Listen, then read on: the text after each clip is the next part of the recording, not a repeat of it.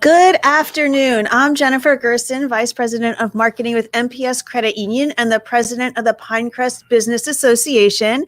And I'm joined today by Mayor Joe Corradino of the Village of Pinecrest. Thank you for joining me Thanks today. for having me. It's a pleasure. And we're here to talk about all things Pinecrest today. That's right. Let's do it. Yeah, let's do it. So very exciting. Last week, every week I read your COVID update on social media, and last week was the final update. Yes. So that has got to be exciting to you. Yeah, I think it's exciting. We're gonna miss them, Should though. be. Oh, I hope not. There'll be other crises that we have to deal with. But the way I see it is, it's been 14 months or so, and everybody's either had the vaccine or had the opportunity to have the vaccine.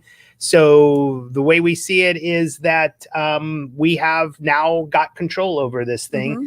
And so it's almost as if when the hurricane was over, we're back, right? Ready to go. So what we tried to do during that whole episode was just keep people informed of the facts. So I realized that there was a lot of opinion and politics and all of that stuff in it. Yes. So let's give them a purely objective view of the crisis, the disease, who's in the hospital, what's the trajectory of the disease.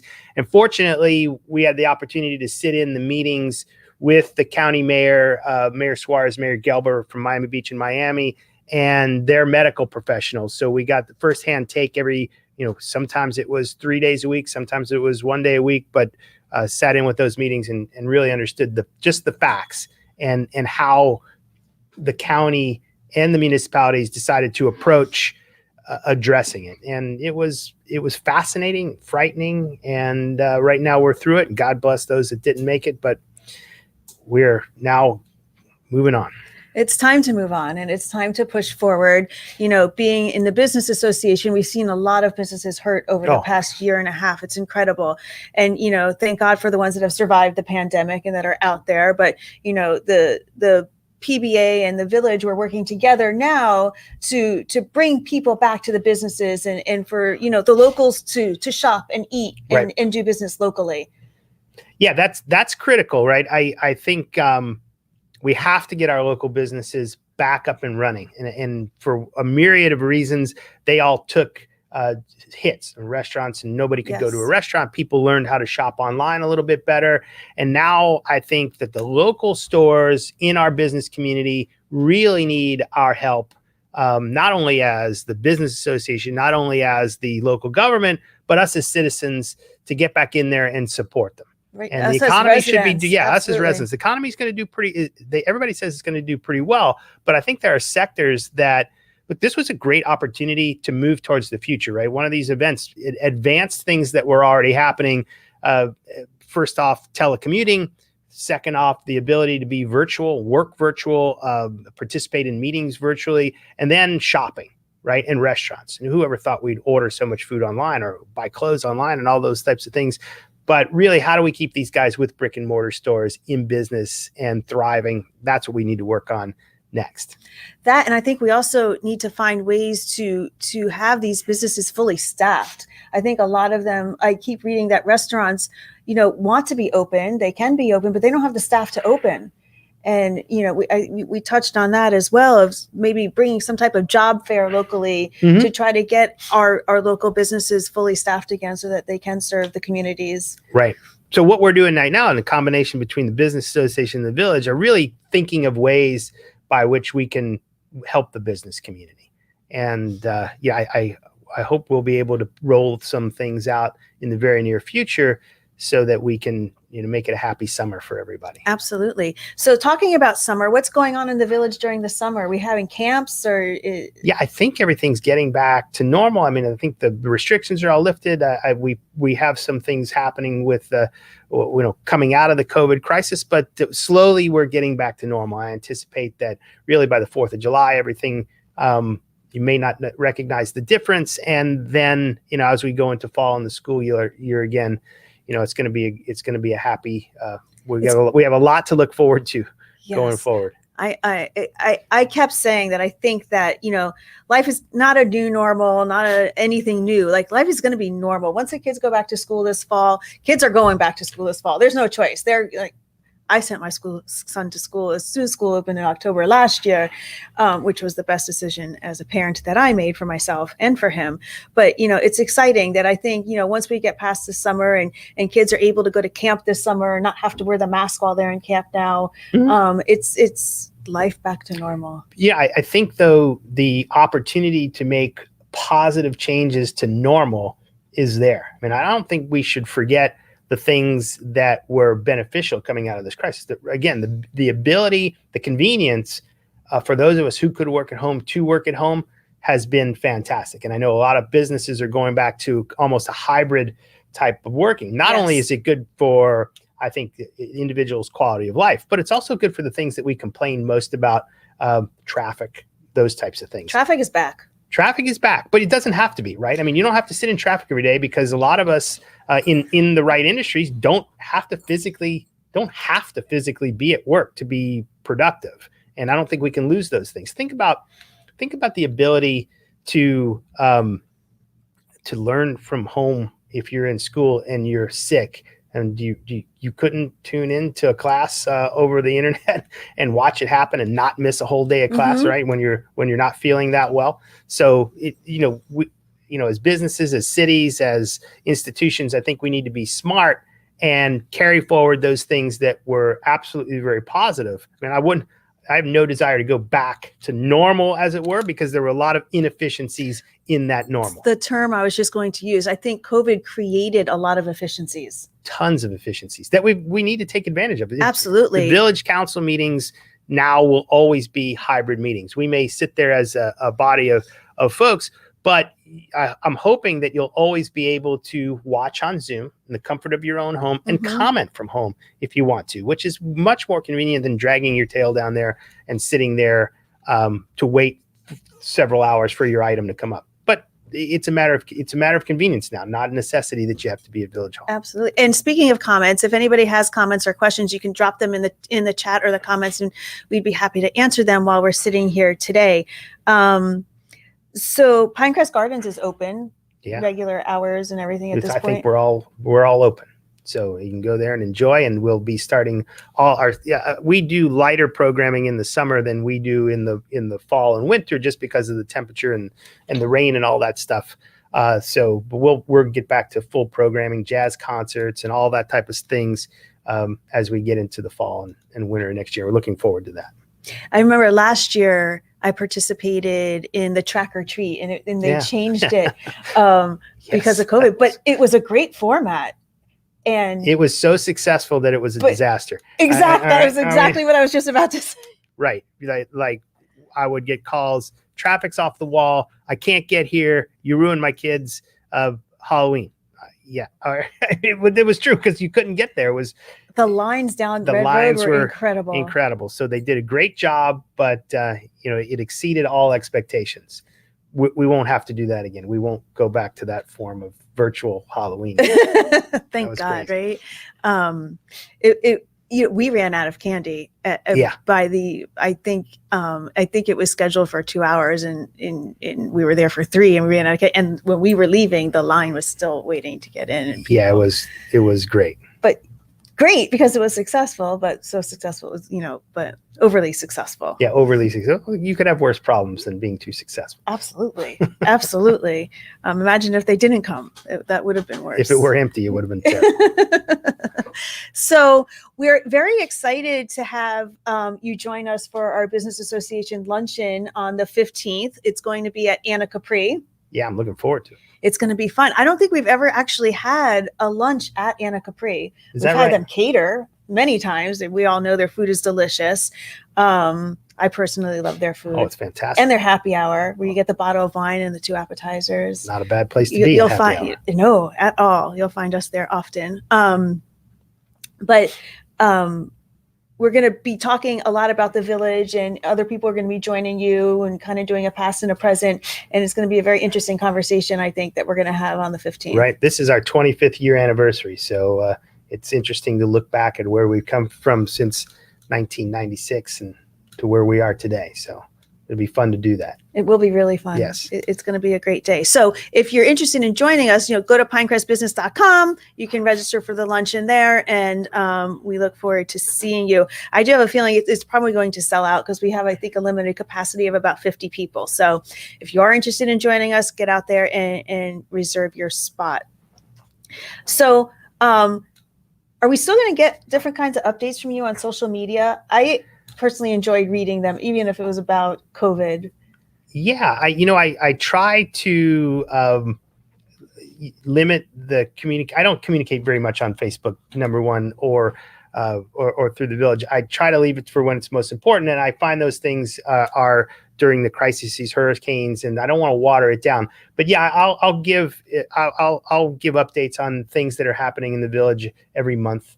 So that we can keep up with things. I mean, it's a dynamic time in the village. There's a lot going on. The village has done a lot of things in the last couple of years that have moved us forward, and I expect that to continue. We just had our water project approved, and I don't know if you're aware of that. Pinecrest was it was unfortunate that Pinecrest had about 2,000 homes in 1996 that weren't connected to potable water. The county provides water and sewer, and they require new homes that are built to have water lines in front of their houses and hooked up. And for some reason, back when Pinecrest was developed, that wasn't the case. Pinecrest didn't have water lines installed. So over the last 21 years, we've been working to get water lines installed. So finally, we got a nice lump of money from the federal government, and we're able to complete the project. So we've got that approved last month, and then we'll be starting the construction probably this summer to feather that out. And it was really not even controversial this time around. It was fantastic. The vast majority of the people are clamoring for this. And so that's there. We have other things that are coming. The transitway is going to break ground tomorrow, as a matter of fact, and that's a brand new bus rapid transit system that's going to occur. It's a state-of-the-art type of rapid transit that it's right sized for our community, South Dade, from Florida City all the way up to Dadeland and Pinecrest.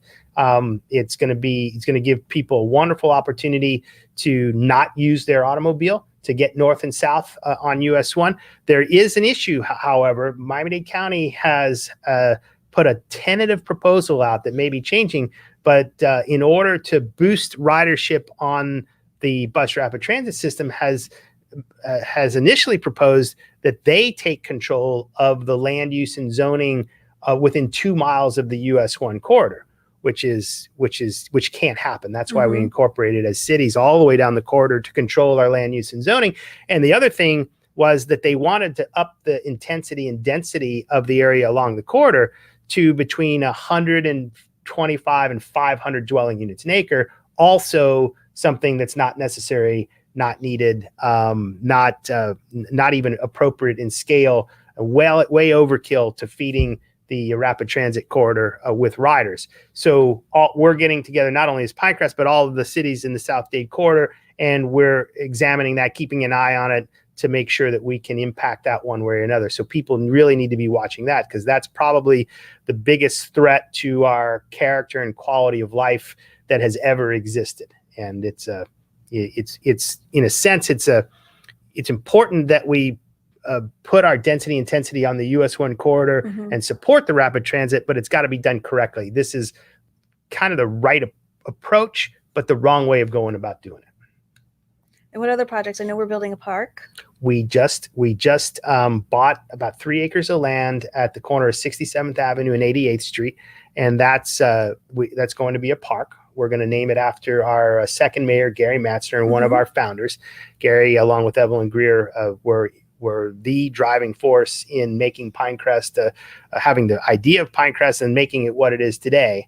And so we've already got Evelyn Greer Park. We'll have Gary Matzner Park. That's where that little house was on the corner. Yeah. Right? It was Judge Palermo who passed, unfortunately, a few years ago, and then the property sold, and we were able to pick it up just recently. So we're looking forward to that. It's not only good, we need the park space. It's not only good for the village, but I'd love to honor Gary Matzner, because he's done such a great job for us.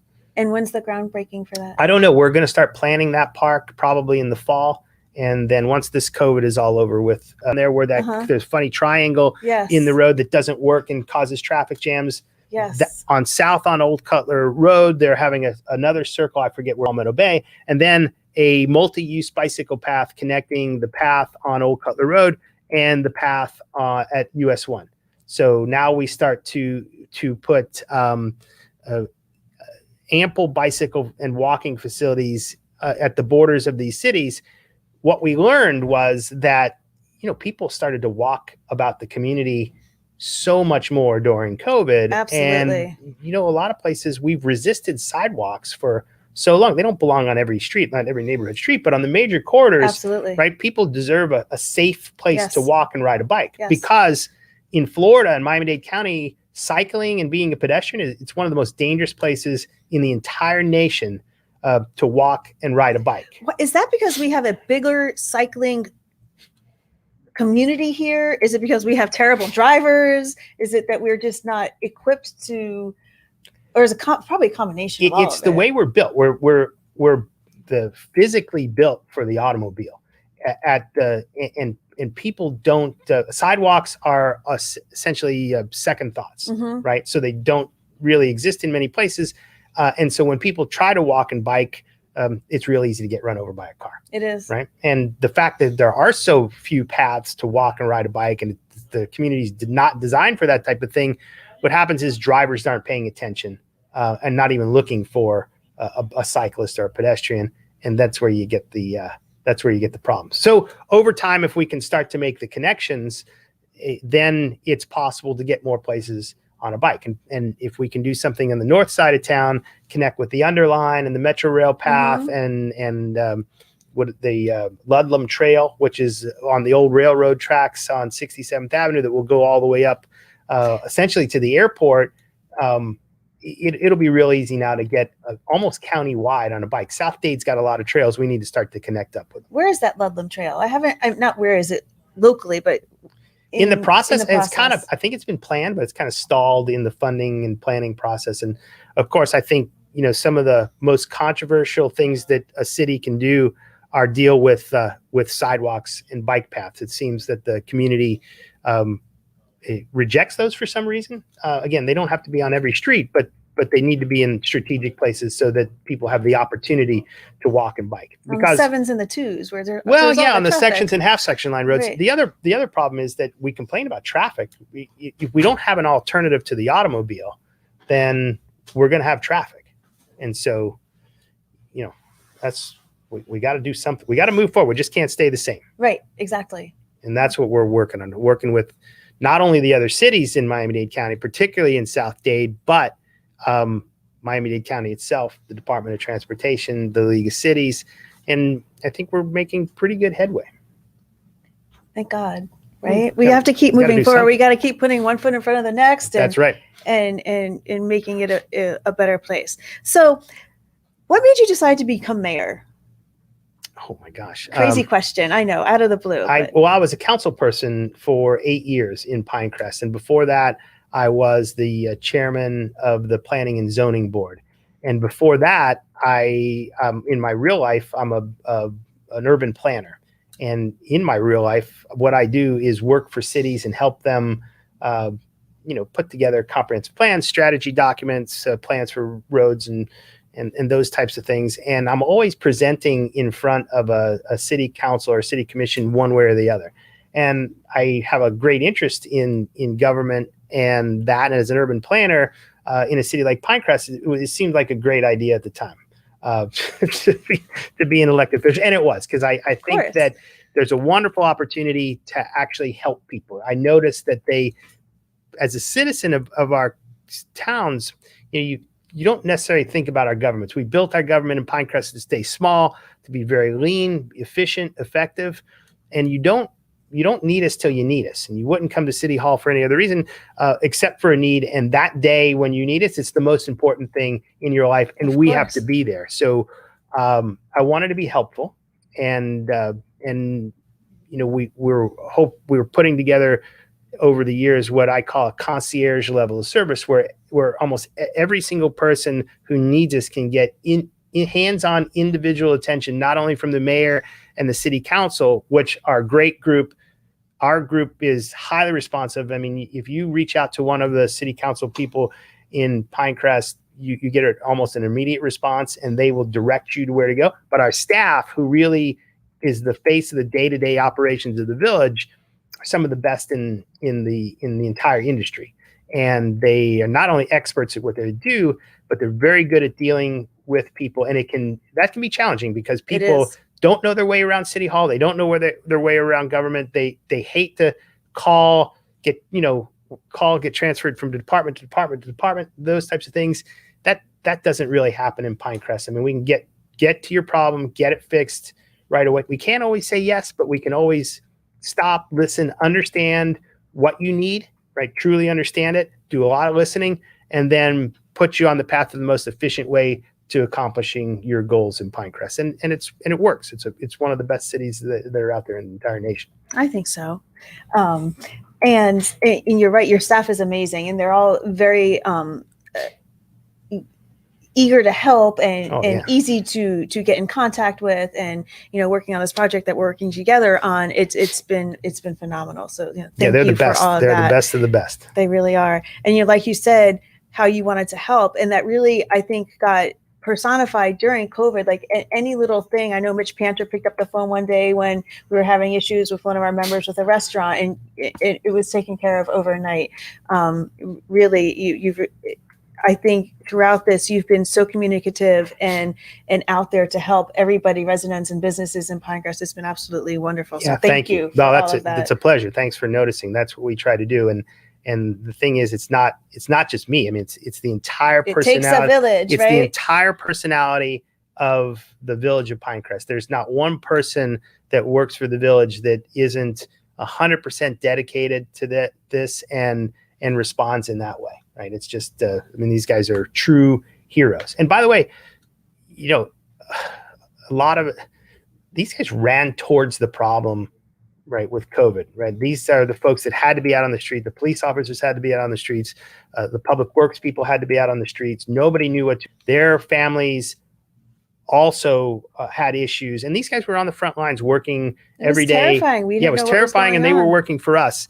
And we owe them a great debt of gratitude. Absolutely. To every frontline worker that was out there. They really did it well. In every sense. People don't realize how many people were considered frontline workers. Like working in a credit union, like we never closed one day. Right. We never closed our branches. We don't have drive-throughs. We had to open, and we had to put people on those teller lines with, obviously we put up the plexiglass eventually, but people were there with masks and gloves, and people need money. You have to be there to serve them. Society had to function. Yes. And you couldn't close down government. And so we didn't, and we kept it going. Even with all the rules that were in place, we were able to keep it going. Mm-hmm. By the way, the citizens of Pinecrest did an exemplary job, right? We had almost no issues with enforcement of mask rules.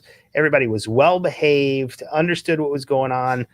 And that's a testament to the people of Pinecrest. It's fantastic. Absolutely. And I think mask rules are still in place by the owners, right? The owners of businesses. So, please obviously follow what their wishes are. If you go into businesses, everybody wants to be in business, and we want to, help our businesses, like we keep saying, thrive. So if they ask you to put on a mask, put on a mask. It is. Yeah, and people in Pinecrest were very respectful of one another. They helped their neighbors out almost all the time. Like I said, we didn't have, I'm sure there's obviously people who don't want to wear masks or against it for whatever reason, but largely, almost uniformly, people were respectful of one another, which is exactly what we're here to do. Of course. That just helps the day go by faster and easier. And I think we were all scared, and we didn't know what to expect. And, at the end of the day, we have to be good citizens with each other. And it worked. It worked in Pinecrest, and I think a lot better than it worked in some places. So we didn't have those issues. We're going to continue working together. We're helping the businesses out. One of the things we learned, you mentioned that Mitch had called, and to help the businesses during the crisis was, okay, they needed signage, right? I understand that makes it more their businesses more visible. We were able to put our sign rules in abeyance. I think what we need to do going forward is this gave us an opportunity to look at how our codes along the US 1 corridor really work. Mm-hmm. And I think what we have to do is now bring the business owners in there and the property owners in along the US 1 corridor and really think about what do we need from parking? What do we need for outdoor dining? What do we need for signage? Those types of things, have a community conversation about that, and then advance our codes so that they are accommodating the contemporary needs of the businesses on the corridor. A lot of times you can write these codes, you stick it, it gets written and it stays the same for decade and decade and the and needs decade. Changed. Right. And what we've done, and Doug Kraft on our council is excellent at this, is helping us review our codes every year, bringing in the development community to see what they need, making sure that if we make changes, we don't have as many any unintended consequences, and we can then have a nice contemporary set of rules that everybody is willing to abide by, keeps the variances down, those types of things. So we're working on that, not only we've started a code review process for the US 1 corridor, and we're going to be looking at all of those things going forward. Probably have something by the fall or the holiday season that we can get approved and implement. So that would be great. Yeah. Not a lot of cities do that on a year-to-year basis. Right. That's fantastic. Well, thank you for joining me today. It's a pleasure. Thanks for having me. Appreciate it. And again, please join us on Tuesday, June 15th for our luncheon at Anna Capri. Go to pinecrestbusiness.com. If you want to do any research on the village website is... I have no idea what the village website is. Google Village of Pinecrest. It'll come right up for you. Everybody knows how to use the machine, right? We're talking to our phone and we get an answer. Right, just say it into your phone. Hi, Gary. Thank you for watching. Good afternoon. And thank you, everybody. We will see you again next Thursday at 1:00. See you soon. Thank you again. Bye-bye. Bye.